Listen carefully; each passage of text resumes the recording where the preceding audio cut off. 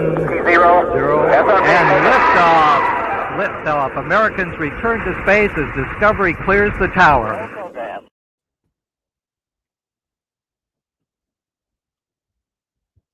All right. Hello and welcome to another episode of The American Imagineer. My name is Jason Merritt, and I'm joined with my special friend today, Kelly Brodzinski.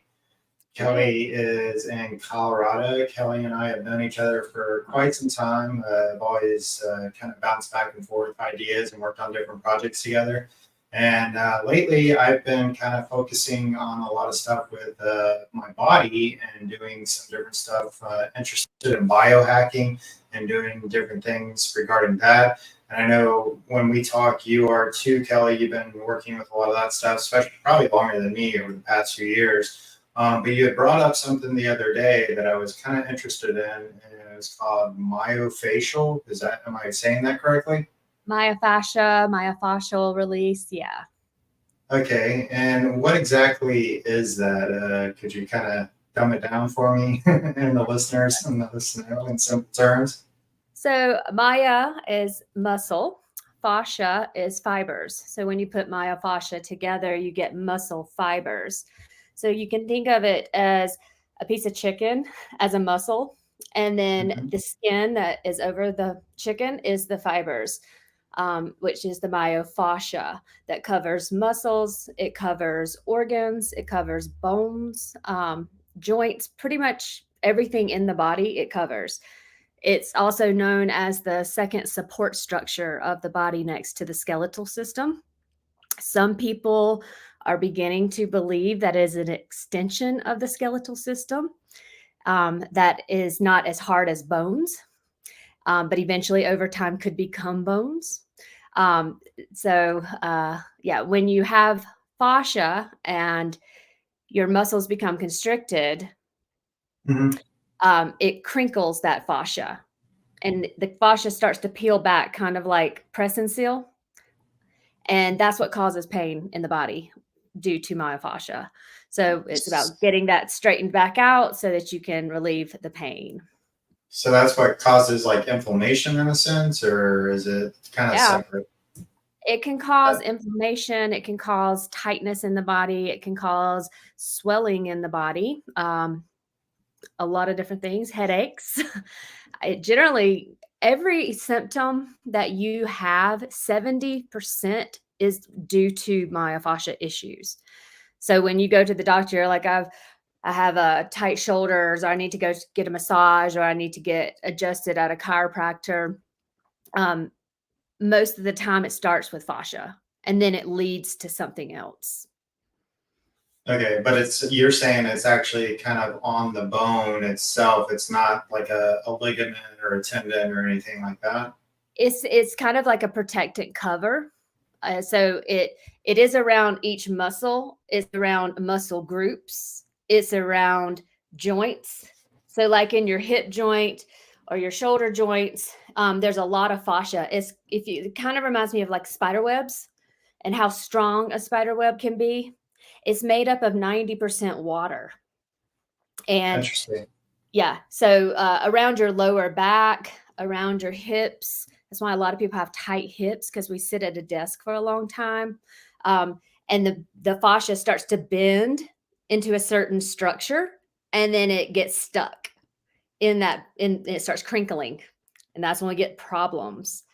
So we have to get in there, break it all up, break up the chemical and neurological feedback loops that are sustaining the contracted muscles, break that up. And there's a lot of different ways that you can break that up. So what's the difference between like muscular pain or normal muscular pain and this? It's really not. Anytime you have tight traps or you've got a Charlie horse in your leg, it's from being triggered. So we have the myofascia, which covers the muscle. And then we have trigger points. And the trigger points are either in the belly of the muscle, or they're at a connection point, say like where the muscle is attaching to the bone or to another area of your body. So sometimes those are smaller than the ones that are in the belly of the muscle. And those are trigger points, and we all have them all through our body. It's systematic. And just some people's gets inflamed. And when the trigger point becomes inflamed, you will know. So we have active trigger points, which all you have to do, you can use your fingers and find them. You know, you can press around your body and be like, oh, ouch, that hurt. Yeah, there's one right there. You can use your fingers. Yeah. So you can find them. And then there's some that lie dormant. So you may not even know they're there until you start messing around with it. And then you're like, oh, okay, now I know why my knee hurts. So is there certain like conditions or anything that can trigger it besides say injuries or, you know, anything like that? Do diet affect this or, I mean? Yeah. So there's a lot of different things that affect myofascia. One is the mineral and vitamin intake. So when we're malnourished in our vitamins and our minerals, our muscles suffer. So when we have our vitamins like potassium, calcium, magnesium, iron, those carry the nutrients. It carries oxygen, and it also does specific things like helps muscles relax or carries calcium to the bone. So different vitamins and minerals do different things that are necessary for healthy muscles. So there are certain things that we do that take away that vitamin C. So if we're smoking cigarettes or nicotine, it totally depletes our vitamin C. If we're taking pharmaceuticals, it's depleting our minerals and nutrients. When you have too much caffeine or alcohol, you're depleting yourself of vitamin B. So those are important vitamins that we need for healthy muscles. So just reducing the intake of these things that are preventing our bodies from absorbing the things that make us healthy is quite important in myofascia. Yeah. Very, very interesting. And is there certain types, like, say I wanted to get checked out or, you know, I guess loosen up some of the stuff so that I'm feeling better? Is there certain type of therapy or, you know, where would I go or like, how does it work? So there's many different ways. You can go to somebody like a massage therapist and have a deep tissue, and you probably have noticed if you've ever gone and had a deep tissue massage, sometimes some of the areas are just way tender compared to other areas. Those are the trigger points. And some feel good and some are painful. Exactly. So they'll keep rubbing over it, but generally they have patterns that they do, and they'll get into something for a while, but some of the trigger points are so stubborn that you cannot there's not enough time for them to continue to work it out. And sometimes it's very strenuous on your fingers. So a masseuse can work it out to a certain extent, or they may be able to work it all the way out. You could do it yourself, but then you're like, oh, my fingers hurt after a while. You may find it. So there is techniques like using a thumb. So here's one right here. So this bone, your collarbone, if you kind of shift it up, you can put your thumb in there and then just bring your hand to your back. And if you press down, it feels like you're pressing on the bone, but if you lean into it, you just press down and your thumb is kind of holding a lot of pressure on that trigger point. And then it's about tuning into the breath. So you want to do diaphragmic breathing. So you breathe in through your nose and down into your belly, kind of takes your mind off of this space and allows you to go deeper. And that's the type of pressure that you sometimes need to actually get rid of a trigger point or to deactivate it. There's also all types of tools. I personally use therapy balls, like these. So like this is a lacrosse ball. This is very intense. Laying on it on your back. Is it a hard ball or like a rubber ball? It's very hard. It's not for the faint of heart. Of course, you could always go with a 2.5 squishy ball. This is like if you have brittle bones or a little more sensitive you would want to use something like this, or maybe just starting out, because the lacrosse ball is going to take you there. And I do encourage people to go to their edge when they're using these tools, because that's really how you get it out. What do you mean by that? Go to your edge. So it's like I always say, which ball do you want? And they're like, I don't know. And I'm like, okay, well, what is your pain tolerance? Well, okay, 1 to 10 is high, 10 is high. Okay, then you need to go with this lacrosse ball, because if you don't feel it and you're not about to scream, then it's not close enough. So I've had one lady that comes to me. She's been coming to me for a year, rolling. I teach a class every week, and she comes and she's been using these balls, and she's very petite, small framed, and I'm just like, okay, maybe. And she's probably in her 70s, and I'm like, okay, if this is what you want, you can use this, but I do encourage you to make sure you're at your edge. So the other week, this is a year later, I said, why don't you try this ball? So see the difference in the size? This one is still squishy, but not as squishy as this one. So it gives a little bit, but it's still firm. And she used it, and she's like, came up to me after class and was like, okay, I understand now what you mean by going to your edge. She's like, I wasn't going to my edge with those other balls. I was like, I knew you weren't, but it's you have to make that decision for yourself. I was like, but I'm glad that you went to your edge. She's like, it made me cry. And I was like, did it make you cry because it was too painful? She's like, no. And I was like, okay, then it did its job. Because what it does is it'll start bringing up emotions that are stored in your fascia. So if you have any type of traumatic experience, if you have a physical traumatic experience like a car wreck, whiplash, or if you are startled by your alarm clock or by a fire truck that drives by, all of that goes into your tissues and it's stored in your fascia. And so when you're rolling sometimes and you're at your edge, you're at the edge of your pain tolerance level, like to the point where I cannot take this anymore. That's when you're able to access that. And so a lot of times people will start crying. Sometimes they'll start having flashes of images and memories come through their minds. And then other times they let out a huge sigh out of their mouth. It's just a total release from their body. Sounds similar to like chi. When I used to do like Tai Chi, it was kind of like described as energy in your body. And when you did Tai Chi, it was kind of like the best way they described it was almost like a river, and there's little creeks that come off, and then in those little creeks, like you'll see leaves and sticks and stuff like that that build up, and they stop up the water. But then when you break it up, it gets flowing again, kind of like the energy in your body. It sounds, I guess, comparable to something like that, maybe more physical than mental. But I don't know. I guess chi's a form of physical energy as well. It's moving more of the energy, just like acupuncture or acupressure is moving energy through the meridians. This is more practical in terms of like tangible results. So you can get instant gratification in it. It's not going to come in the most pleasant form at first.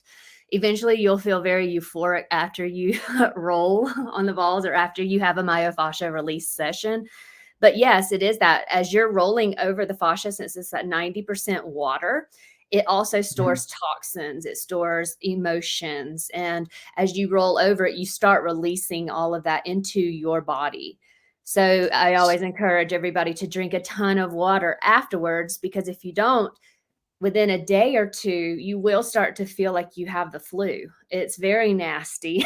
And if you forgot that you rolled and you're not syncing it together, you're wondering, I'm getting sick. I'm definitely getting sick. But it's not that you're really getting sick. It's that you're releasing all the toxins that have been stored in your tissue for all that time. So is there some type of supplement or something that you should take afterwards to kind of help flush some of this stuff out, or bind them together so that they flush out or anything? So generally, I like to take fulvic acid, or you can take like magnesium, you can take charcoal, you can take a salt bath. I always encourage salt baths. like Epsom Epsom salt. salt. Yeah, after you roll, to kind of draw all of that out. Yeah, and just drink a lot of water for sure. Now, does everybody have the same trigger points in their body, or is each person different, or is there So kind of... everybody has the same trigger points, just you have tendencies. You have tendencies of your own. So when I teach people, so you can either go to somebody and have them get your trigger points out, and it may take several sessions. It can start to add up in money and time spent. So that's why I kind of went towards doing self myofascial release and using ball therapy. And what was the question? Does everybody have the same trigger points, or is each person different? So everybody has the same trigger points, just each person's are different. So I encourage people when they're rolling to tune into their bodies. So it's not just, oh, let me roll and find the spot. Oh, found it. Okay, here I am. Okay, you're not going to have a smile on your face, first of all. It's almost going to take your breath away. So what I teach is how to relax. So when you find your trigger point, it's all about tuning into the breath and kind of forgetting about that. While you're in pain here, it's about bringing it to your mind and dropping into your breath so that you can start to breathe, so that you can start to relax. So it's all about relaxing into it. And then I kind of say it's equivalent to a scavenger hunt. So follow your pain to the next spot. And then so everybody's is different. So you may have one shoulder that's really bad and another person beside you doesn't. Maybe their other shoulder is bad. So you have to kind of roll around and let your body give you the feedback and tell you where yours are. And then eventually, as you practice each week, you know where yours are. So you can start to go directly to them. So when I teach class, it's gotten to the point where people come every week. They know their spots. So I'll cue either on the shoulders or the glutes, but I'm like, you're open to work wherever you want to work, because they already know. So what you're saying is, like, both of us have trigger points in our shoulders, but maybe mine are active and yours aren't currently. So it's not, I would work on it and you wouldn't work on it, but you know the general area. Each human on their body has the same general area. It's just that some people have to work on theirs and some people don't, because it's not, I guess, creating the pain. Yeah, like for instance, people that ride a bike or sit at a desk for long periods of time, they're going to have trigger points in their hips, and their glutes are going to suffer because of it, and their hips are going to yeah. So there's certain techniques that would be better for you. You know, if you're doing yoga each week and you're doing back bends, then you might, yoga is great, but when you do it to a greater extent, like you're flying and doing more advanced poses, sometimes, you can activate your trigger points as well, especially like when I'm doing back bend sessions. Because I'm not doing back bends all the time, I might start getting spasms in my back. Spasms are signs that your trigger points are activated.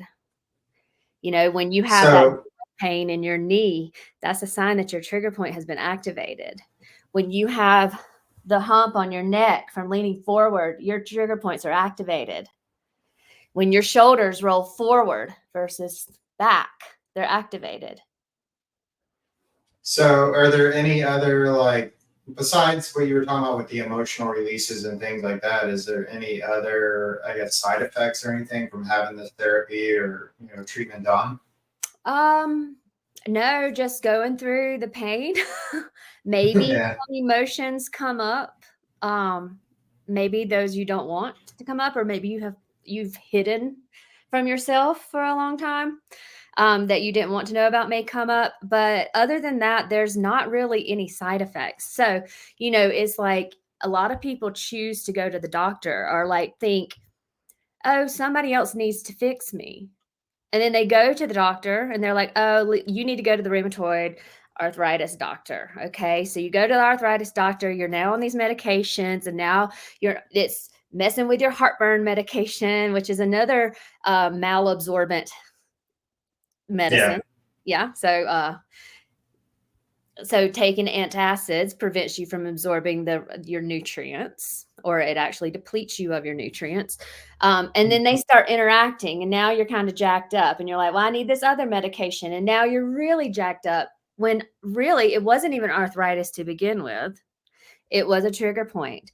So a lot of times it's just been overlooked. It's in most of the medical libraries at all the universities.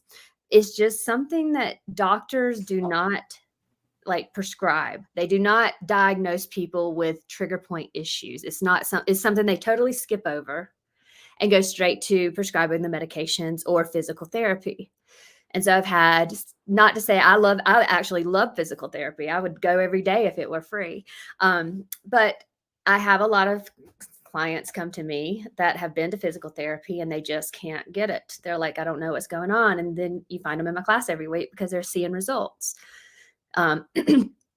There's, I encourage people to explore their bodies and give the feedback as well. And it's pretty cool because we've made some discoveries in class, working in the armpit area with blocks, like yoga blocks.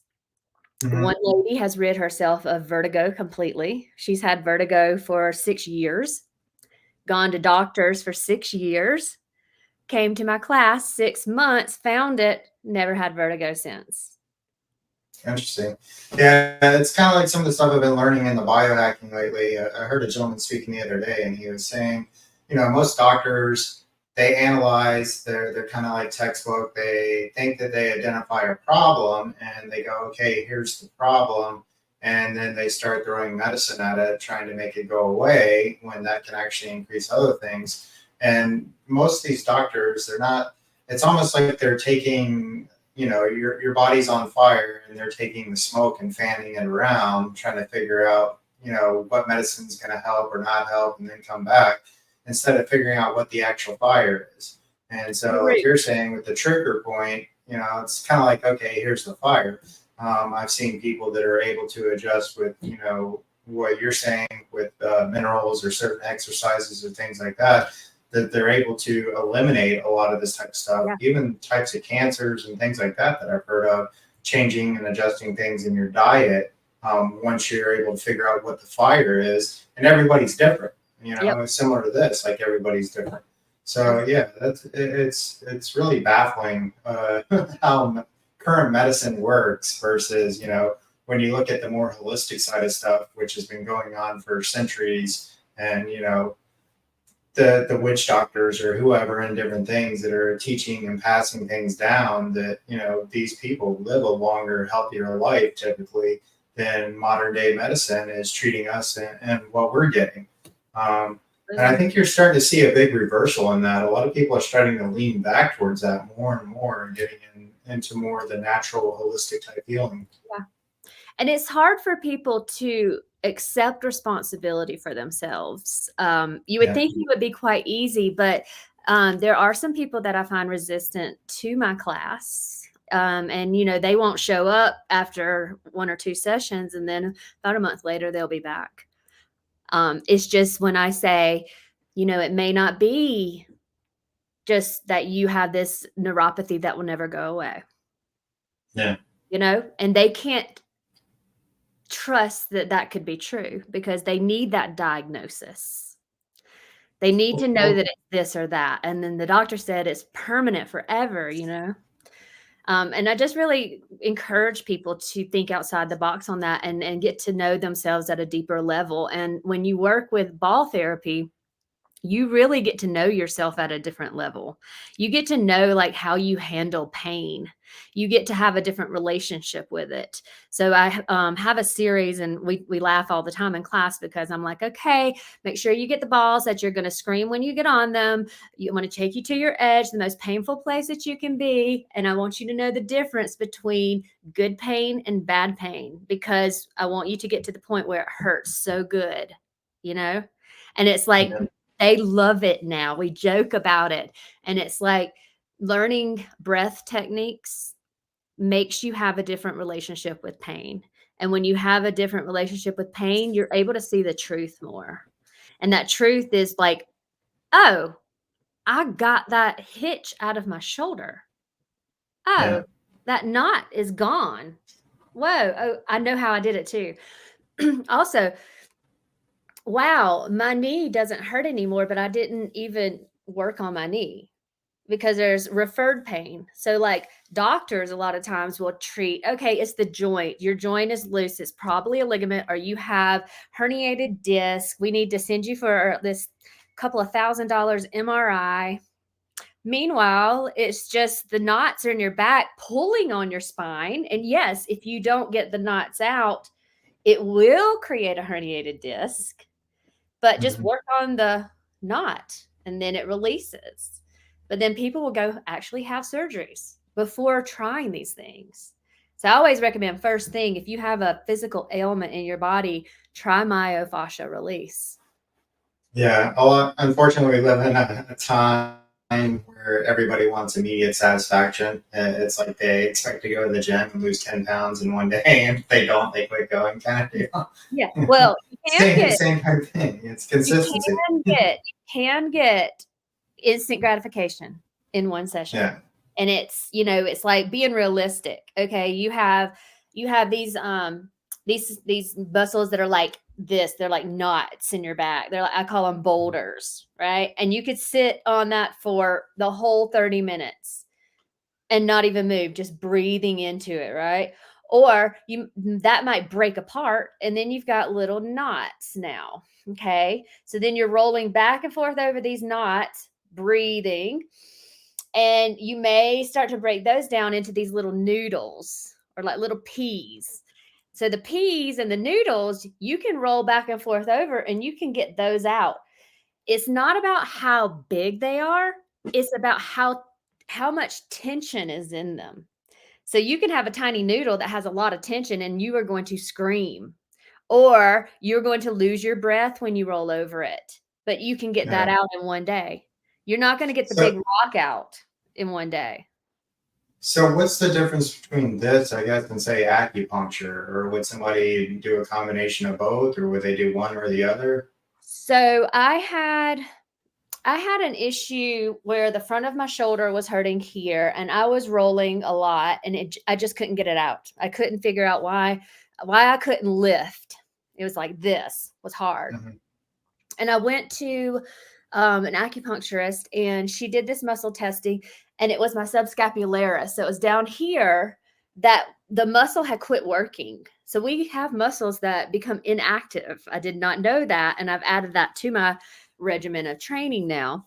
So she did electrical acupuncture and it kind of shocked me. It like What's that? it's acupuncture, and she puts a little shocker on the needle and it's just like buzzing, like vibrating into me. And it Does it wakes, hurt? it feels good. Well, I kind of like pain now. So I like it. It was kind of buzzing and like vibrating really hard into the muscle and it woke the Yeah. muscle up. So then I went back to my class and I was able to get the other knots out that were around it because so the way that our backs work is so on the back side of our body right here, our rhomboids. It's the first set of muscles to trigger in our back when we use our back. And Mhm. they move this way. So kind of like a squeezing your shoulder blades together is Yeah. strengthening them, and then pulling them around like this is stretching them. Well, they are the first set of muscles that quit working out of all the muscles in your back because of this. Typing on the computer. So right here, Yeah. it gets stretched out and we don't use the muscles anymore. So that's why everybody walks around with their shoulders forward instead of back, pushing their rhomboids together, strengthening them. So if you want to wake up your rhomboids, you kind of squeeze them together. So it's like stretching out a rubber band and never like what kind Yeah, of it eventually loses its elasticity. yeah, exactly. And Yeah, it's crazy gotcha. how many people cannot pull their shoulders back, like squeezing their shoulder blades together because they're not active. So you have to kind of do tricks to wake them up, right? Same thing with your legs. We wake up, first of all, we go to sleep and we're sleeping like this, or with our knees up in a cradled position. This is horrible for your myofascia, right? I make a joke that I wanted to create this mattress. It's going to be called the coffin mattress, and it's like in the shape of a Yeah. coffin, and you can pull it out and get in it, and it makes you sleep with your arms down by your side and your legs straight out to train you how to sleep without bending your knee up to the side. Because when you sleep like that for 8 hours, you have a bend in your hip. It's the same thing as sitting at a desk. And so when you wake up in the morning and you jump right out of bed because of your alarm clock that just startled you, you're walking on probably like 60 to 70% of your muscle. The other parts Can are you just not. have somebody strap? Can Do you what? just have somebody strap you into a bed? It's just training you to sleep, and then you can put those coffin back in and have a full mattress. I just recommend that people, when you go to sleep, start training yourself to go to sleep with your arms straight, like go on your back or your stomach, and maybe even without a pillow. And train yourself to go to sleep like that, because once you're asleep, you don't really have any control of what you're doing, right? So just start there. So then when you wake up, you could sit there and like do this on your legs and wake your legs up, right? Yeah. And the way you know if your muscles are working or if you have trigger points that are activated is, can you spread your toes? If you can't spread your toes, then you have inactive muscles in your legs. So you want to beat the sides of it, beat the top of it, and wake it up. Then get out of bed and walk. So those are ways that you can work with your trigger points as well that aren't necessarily rolling on balls. Yeah. When you do stuff like that too, where you're beating like that, it also builds up the chi and makes it tougher in your body, so that if you're ever impacted, when you hit your arm on something or leg on something, it's actually tougher.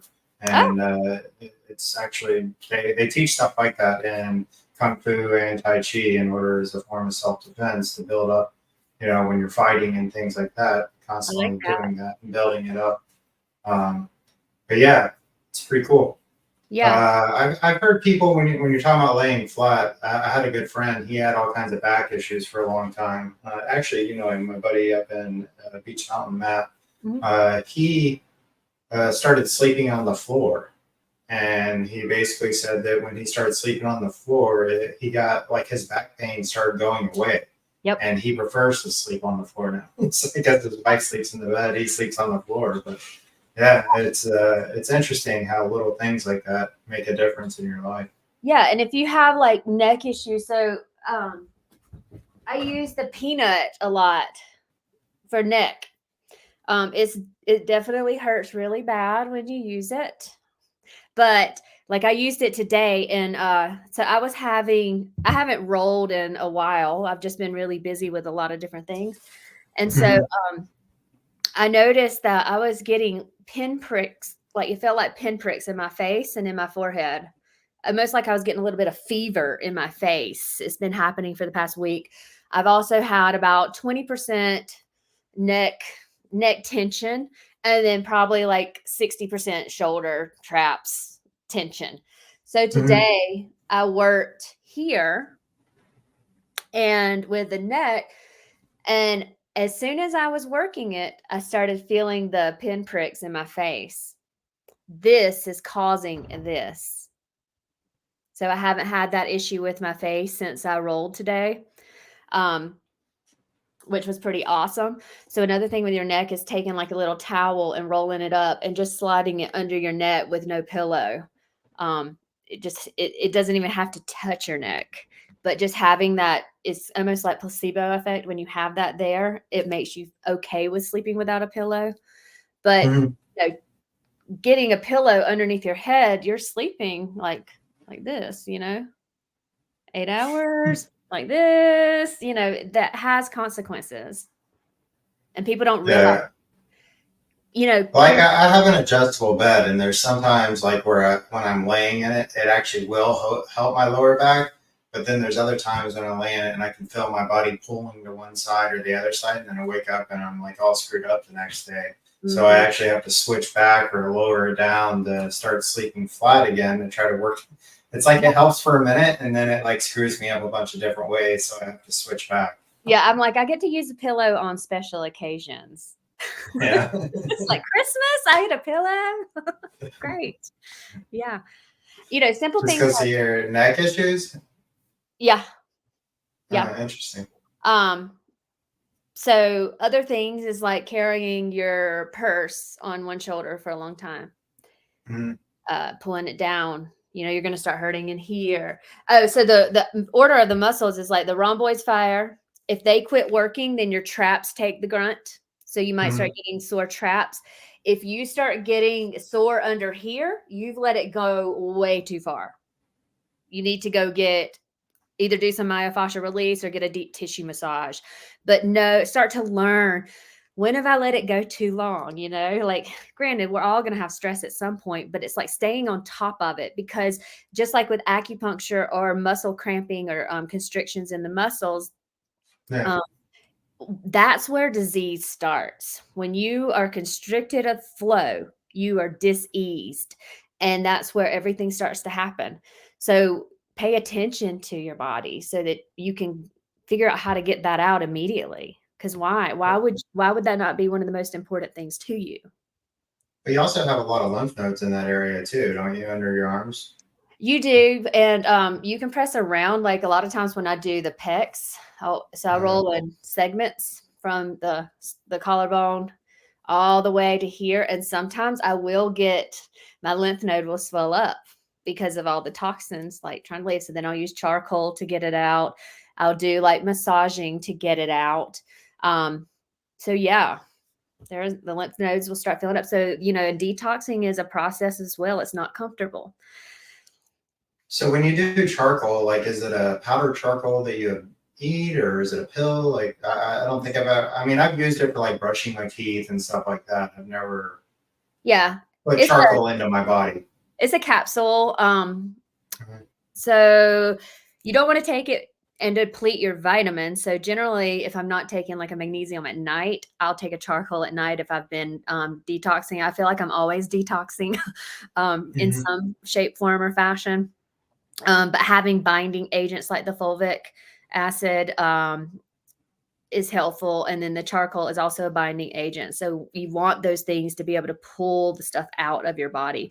And I do it at night because I'm not trying to function at night. So it's like, I find it the best time to take the charcoal because I take a lot of vitamins and minerals during the day.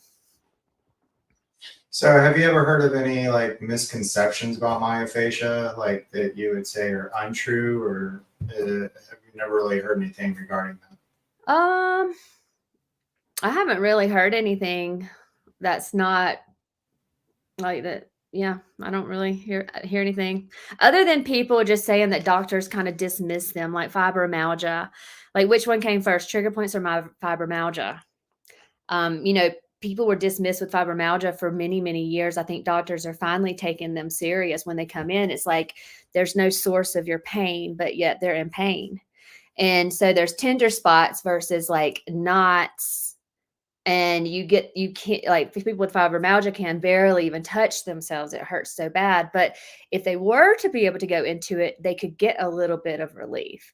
But a lot of theory is that it started with the trigger points. So if you can start getting those trigger points out before it turns into dis-ease, then you wouldn't have gone that far. I mean, it would be a constant work to get those trigger points out. And I remember getting my friend's mother's trigger points out when I was a kid. I've always been into like chiropractic with my parents or like fixing their back and giving my friends' moms massages. And I always wondered, what are those things in her back? And she's like, it was always there. Now I know what they are. And I feel sorry because I know what she has now. And it's very painful. Would gout be a form of fibromyalgia? Gout won't be a form of fibromyalgia, but gout can stem from or originate from trigger points. Ulcers in the belly, heartburn, sciatica, ligaments, tendons, plantar fasciitis. So So could this help, like, possibly prevent gout, or if you've had gout in the past, prevent flare-ups of it? It can, but if you're drinking alcohol and eating the red meat while you have Yeah, gout, you're depleting yourself of the minerals. So even if you were to take the minerals and do the myofascial release in those areas, you got to choose at some point which yeah. one's more important, you know? Have you heard of any new studies or, anything like that that are kind of sparking your attention lately regarding this, or, new studies going on? Not new studies so much, but I do know that it's catching on. Like people are starting to wake up to the idea. And, really, I think people are sick and tired of the going to the doctor and them being sent to like 5 or 6 different doctors with no definitive answers. So Mhm. people are taking their health and their lives into their hands a little bit more. So my classes are building. I've noticed a lot of other people having classes and workshops, and it is something where, you could go to a workshop or have a class or watch a video series and learn how to do this stuff. And then, you know how to do it. It's not like you have to go to class for those things. But it is important to kind of know what you're getting into and who you're learning from because people have different techniques of doing that. Okay. And I know you travel a lot. Have you seen this popping up in other cities, or classes popping up in other cities, or is it more in your general location you start? I mean, you're in greater Denver area, and typically you're going to see more of a holistic type approach coming out of that area before you see it pop up in either there or the West Coast, something like that. So typically you're going to see a lot more of that evolve from those areas and then kind of spread out. Yeah. Have you? I know you go to, where is it, Utah and some other areas Haven't really seen it. often. I haven't really seen it in a lot of different places. Yeah, I really don't get out that much yeah. anymore. I'm really focused on this and just trying to learn as much as I can. Like today, I did a session for 2 hours and started learning some different techniques, working with the Mhm. balls. Like my body feels totally free right now, like pain free. Where And before, have you gone to any type of seminars for this or anything, or conferences? no, I started out with this, learning this, because I learned from this lady. Her name is Ellen Stallings. Um, Hmm. she's actually here in Colorado, Oh, okay. and I was having some. I was curious about her work, and then COVID hit in like several years ago, like 3 years ago, Hmm. and I started getting a pinched nerve in my arm, and I couldn't turn a doorknob. I couldn't lift pots and pans, and I was like really like about to lose it because I was like, okay, I'm too young to be disabled, and I thought I was being disabled. And so I started learning this process and reading the book, and then I was drinking Theraflu for my COVID day and night time, which makes me feel really good, and doing this work. And I learned the whole process, and I was pain Hmm. free for 18 days. And then I was like, okay. And so the whole time I'm like, where is this? I couldn't feel anything in my pinky fingers and my ring finger. And I was like, Hmm. okay, is it carpal tunnel? Is it tennis elbow? Is it in my shoulder? Is it brachial plexus? Where is the nerve trapped? And I couldn't get any answers. I was like, okay. So I kept working at these points, and finally it was in here in the brevis muscles. And you can do these, like if you have numbness in your fingers, you can do Hmm. muscle testing to see which fingers spread easily and which ones don't, and they're correlated to a muscle in your arm, whether it's inflection or deflected, and the top or the bottom muscles. And you can get in there with your fingers and you can start to move your fingers and figure out which muscle is like dead, which one is it has the trigger points. Get in there into your trigger points, they'll hurt. And then start to wake that up. And that's what I did. And the pinched nerve was gone. That's interesting. Melinda, my wife, had the same issue, kind of with shoulder and things for a while, where she wasn't able to lift with one arm.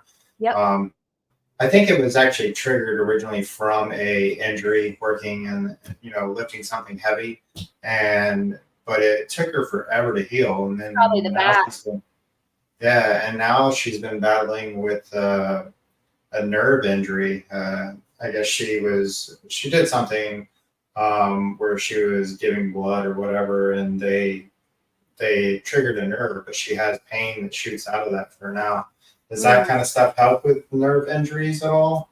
It can, yeah, like anything like peripheral neuropathy, it helps with because it's just moving the muscles, allowing the nerves to kind of shift around in there to get some space to potentially be released. Um, People were doing injections, like this freezing injection for trigger points, which the risk of hitting a nerve was one of those risks. So like giving blood is kind of that same thing. It was hit by a nerve. So if it damaged the nerve, I don't know. But if it trapped the nerve in some way, then yeah, she could probably roll over that or do some finger work into that to get that to see, just start doing it and then listen to what your body's saying. If Yeah. it's like, if it's burning, that's not good. That's Yeah. nervy. So you want to come in from a different way and see if there's a muscle around that you can release to release that nerve if it's trapped. Yeah, it comes in waves, it seems like she'll be fine for a few days and then all of a sudden just out of nowhere it'll like hit. And I know she has mentioned like burning a couple of times, stuff like that. But That sounds like yeah, it could be a muscle that's causing that. like the muscle, like she had a muscle spasm or something at some point when they were doing whatever they were doing. Possibly, That's yeah. Yep. Or yeah. the muscle tensed up and it trapped the nerve. So then if it comes and goes, it might be she's doing something that's activating that muscle, or the trigger point gets inflamed, where you can have swelling and, you can have dizziness, headaches. A lot of headaches come from the neck, Oh, okay. I love getting into my neck with the fingers, and you can lean into it. I love it. That's awesome. Well, is there? It looks like we're starting to get to the end of our time here. Is there anything else that you wanted to talk about before we kind of sign off? Let's see. I think we pretty much covered everything. I guess just kind of like where you can find me if you want to learn more about. Yeah, definitely. Yeah. So my name is Kelly Brodzinski. You can reach me at ladykells@gmail.com, LADYKELLZ@gmail. I'm also on Instagram and Facebook, Kelly Brodzinski, or at Kellyonia, which is on the screen. My wellness organization is RootedSpace. I'm on Facebook and Instagram. I'm currently in Colorado. If you are interested in me doing a workshop in your area, please reach out. I would love to do that and bring this modality of healing to your space. I'm all about healing in every capacity, and this one happens to be my forte. So, yeah. And where are you currently teaching now in Colorado? So I'm teaching at the Lafayette Rec Center and Louisville Community Yoga here in Colorado. I teach workshops and I teach weekly classes. So What area is that? it's kind of Boulder County. Boulder County. Those Oh, cities okay. are in Boulder County. Yeah. Awesome. And where do you see the industry going over the next few years with this? I see a lot less people having surgeries. I see the industry picking up. I think a lot of healthcare is going to go back into the hands of the individuals, and we're going to start becoming more responsible with our own lives versus depending on everybody else to save us, because nobody's coming to save us. Yeah. So I hope that as you're watching this, that you really can feel what I'm saying, because it's going to be really important in the future that you know yourself, or you're going to be spending a lot of money and a lot of time running around trying to figure out what's going on when your body's here to tell you everything. Awesome. Well, thanks for coming on the show today, Kelly. I really appreciate it. Enjoyed spending the time with you. I learned a lot, actually. Yeah. I can't wait to go home and talk to my wife, or hopefully she'll watch the show and we can figure some things out together. But yeah, again, thanks for coming on. and it's been great. I'll talk to you soon, and you have a great rest of your weekend. Thanks. Thank you so much. All right. Bye-bye. Bye.